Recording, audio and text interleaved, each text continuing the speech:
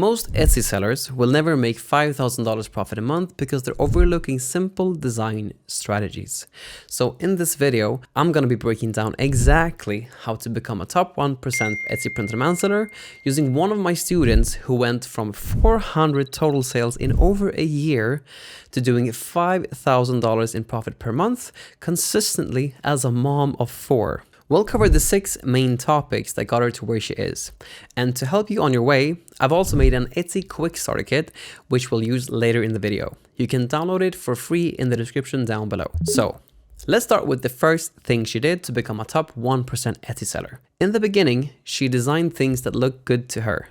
She chose niches that felt interesting to herself, but she wasn't really buying these shirts herself. So why would you design based on your own taste? However, when she decided to treat Etsy like a business instead of a hobby, she understood that she had to focus on who is actually buying, why they're actually buying, and in what context are they actually buying. Because Etsy is really powerful as people come there to purchase gifts.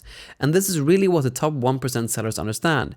They know that following demand is important. And for example, the biggest in-demand product to sell with this business model is t-shirts.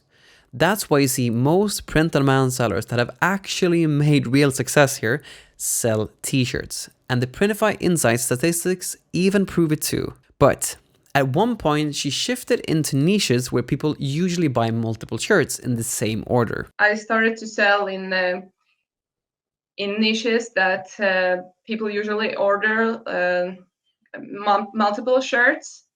And that helped me a lot, because when somebody buys multiple things, it just Etsy pushes it even higher and higher, and then every time somebody buys like 4, 5, 6 items or even 2.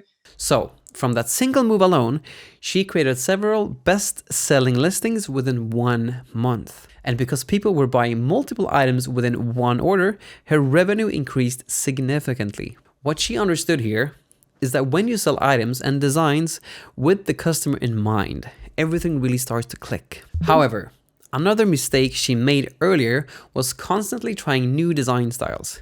Even when something sold, she would move on and try something completely different. Let me give you an analogy. So, if you take a test and you answer correctly, why would you rewrite your answer if it already works? There are multiple ways to solve something, but once you've found one that actually works, starting over, making a brand new answer makes no sense. Once one of her design styles started to get some sales, she put all of her focus on it. Everything I did was just doubling down. And also that I'm in the niches where people usually buy multiple items. So I think that was the big change. So instead of experimenting wildly, she refined what was already working. As an example, if she had a basketball design with one phrase that sold, she could take that same structure and change just the phrase. Now she had a brand new listing without reinventing everything. Doing it this way makes designing much faster. Creating listings becomes easier, and her store became much more consistent with sales as well. Because that single shift was a major reason she was able to scale to around 5K profit per month. So what we need to learn is that once something starts selling, don't abandon it. Focus on it. What she did was to create more variations. She made more of the same type of designs in similar niches, and she made more in the same niche. Refinement beats reinvention. However, she also realized that even strong designs don't sell if they're not presented properly. Too many sellers spend hours designing and almost no time on the presentation itself. After reviewing her listings and comparing them to top sellers using Everbee's analytics, she realized a lot of things were off with her listing images. Yeah, I kind of looked over my photo cards and my offer. And you have been a great help there, because you gave me some feedback and on what I could improve there. It may have felt like a small change, but it really wasn't. What she did was reduce friction. She made the product clearer. She improved how the design was presented. You see, when listing images are strong, conversion improves. The target we want is that for every 100 people going into our listings, 4 to 6 people purchase. If less than 4 to 6 people purchase, then we have to improve our listing images, because the presentation of our listings isn't really optional here. If the design is strong but the images are really weak, you won't make much sales. Now, one thing that slowed her down in the beginning was constant overthinking. It's so easy to spend 30 minutes designing, testing fonts, or like tweaking a design. But spending that much time on design is not how we create a business that generates steady profit. So eventually, she simplified her approach. Yeah, I don't like, that's something also Cassie always says, that just don't overthink this. And that's really that I try to do as well. I don't overthink. She focused on just doing the research, creating the design, and posting it. She didn't even think about whether it was good or bad. She just published what she made. That consistency created a large amount of growth, and that growth really compounds, because over time, sales started to increase, even when she wasn't really spending much time at all making new designs. So what we have to keep in mind is that perfection doesn't help anyone here. Creating and publishing our designs do. So whether you think a design looks good or bad, just publish it. It doesn't need to be perfect. The next one will be better if you just keep at it. Now, there was a time when she truly wanted to quit. She had been doing this for over a year and only reached 400 sales. Taxes felt super overwhelming.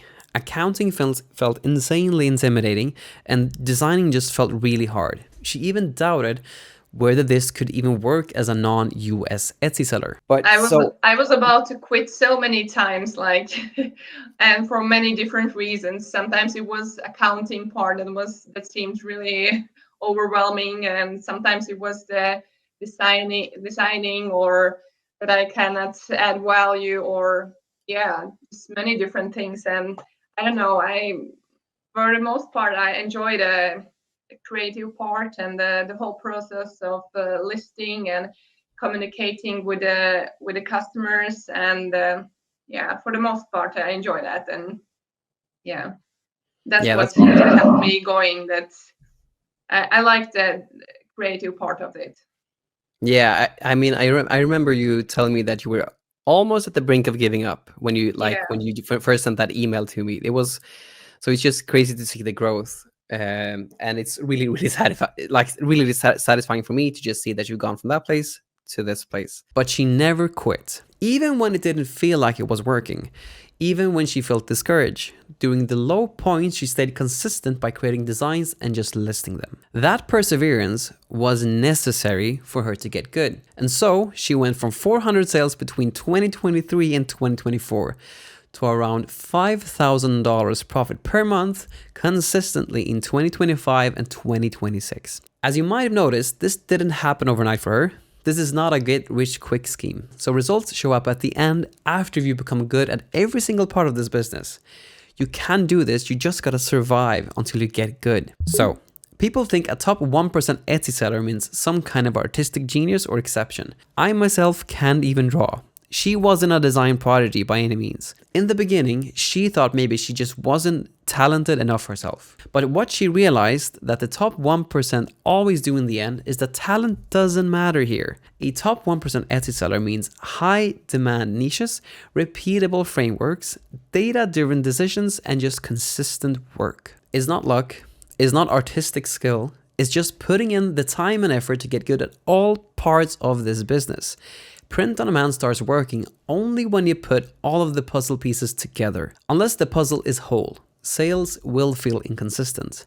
And if you feel like your sales are inconsistent and not where you actually want them to be, watch this video next, where I break down my exact system to make best-selling Etsy designs.